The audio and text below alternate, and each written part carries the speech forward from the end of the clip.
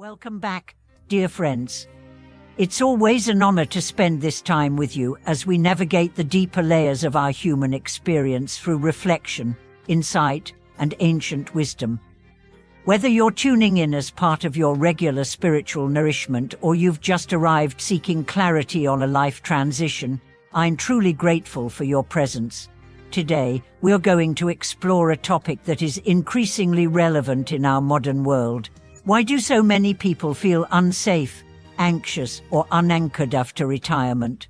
And how can two core spiritual practices help restore a sense of peace, purpose, and inner security? Retirement is often viewed as the golden chapter of life, the time when responsibilities lessen, the schedule clears, and finally, there's space for rest. But what many don't anticipate is the emotional and psychological turbulence that can arise when the structure that once gave our life meaning disappears. For decades, we are driven by routine. We are defined by roles: employee, leader, contributor. Then, one day, those roles vanish, and in their place, an unexpected emptiness appears.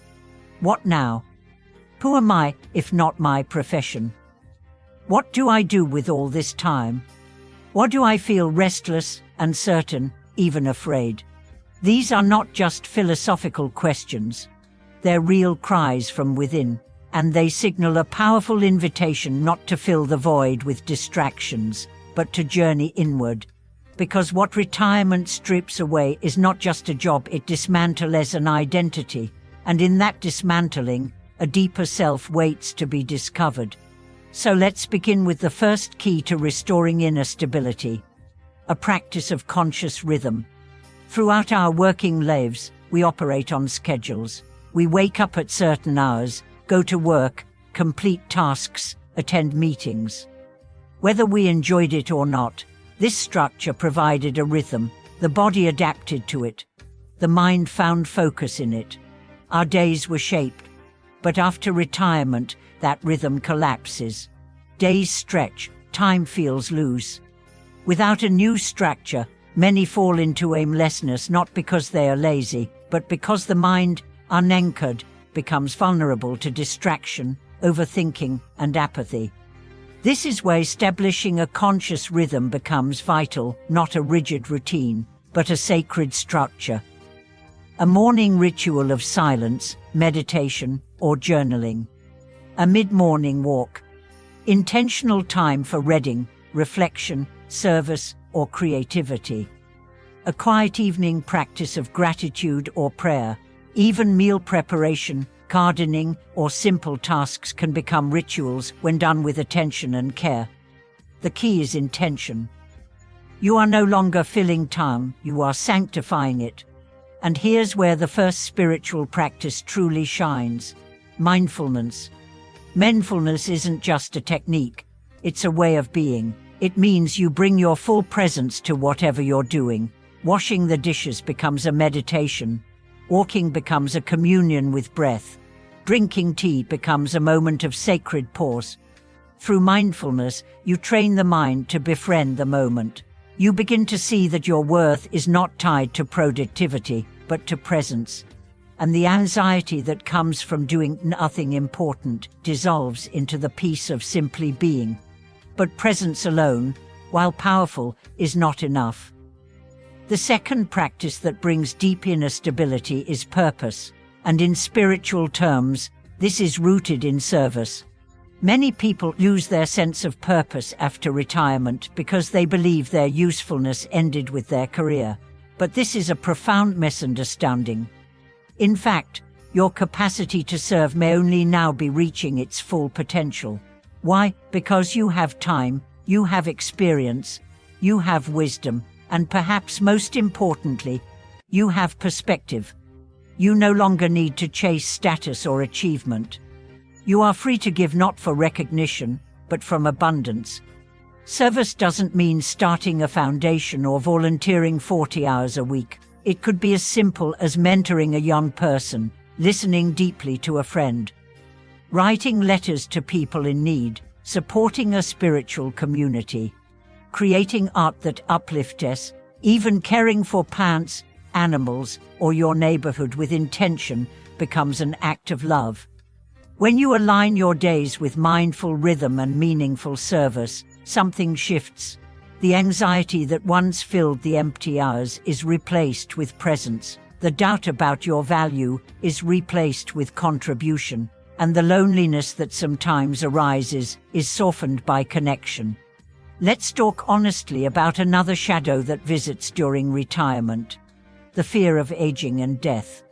When you're no longer doing, you're more exposed to simply being, and with that comes confrontation with the impermanence of life. The body ages, friends pass, health may fluctuate. These reminders can feel overwhelming, but they are also sacred invitations. In Buddhist practice, contemplating impermanence is not morbid, it is liberating. When you see that everything changes, you stop clinging. When you embrace that you don't have forever, you begin to cherish today. When you accept that death is part of life, you start living with more depth. This is where the spiritual journey deepens. Retirement gives you space, not just to rest but to awaken, to meet your mortality with courage, to clean the attic of your heart, to forgive, to express, to celebrate, to simplify, to return. Many traditions speak of the second half of life as the time of the inner pilgrimage.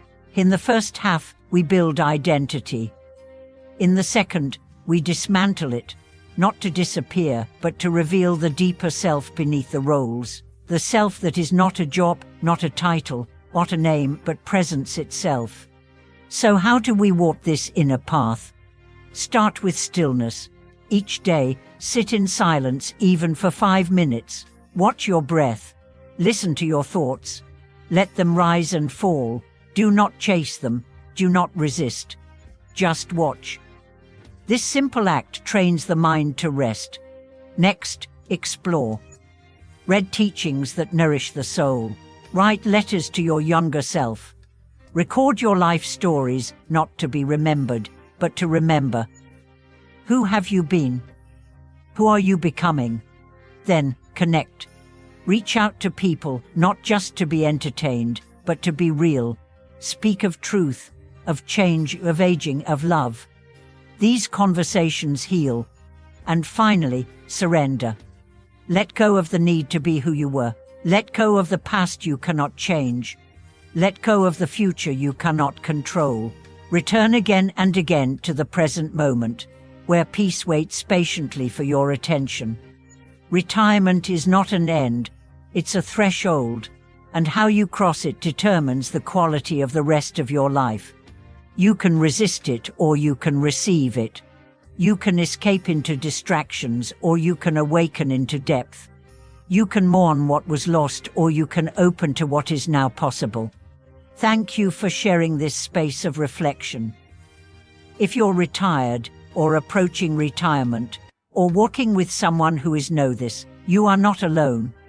This path is not one of decline, but of transformation. And we walk it together.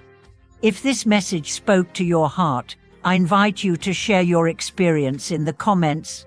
What have you found helpful in creating rhythm or purpose post-retirement? What fears have you faced?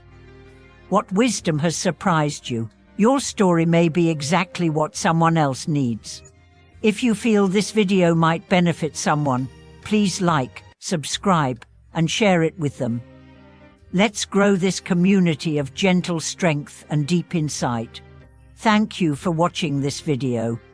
May your days be peaceful, your heart be light, and your path be full of meaning in every step you take.